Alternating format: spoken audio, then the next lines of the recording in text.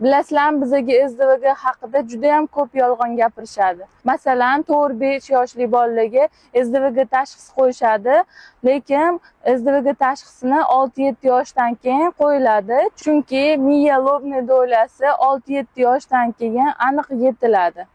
Pediatr, nevrolog, psixonevrolog, hattoki defektologlar bu tashxisni qo'yishyapti, lekin aslida SDVG tashxisini faqat psixiatr qo'yadi yoki psixiatr tavsiyasi xulosasi asosida nevrolog qo'yadi. SDVG tashxisini hozir juda ham ko'payib ketdi, juda ham ko'p bolalarda uchrayapti deyshadi, lekin bu haqiqat emas. O'sha foiz 5 yil oldin qanaqa foiz bolalarda bo'lsa, hozir ham o'sha foiz bolalarda bor. Ya'ni 3-5% bolalarda SDVG tashxis bor, qolgan bolalarda faqat belgilarini ko'rishimiz mumkin.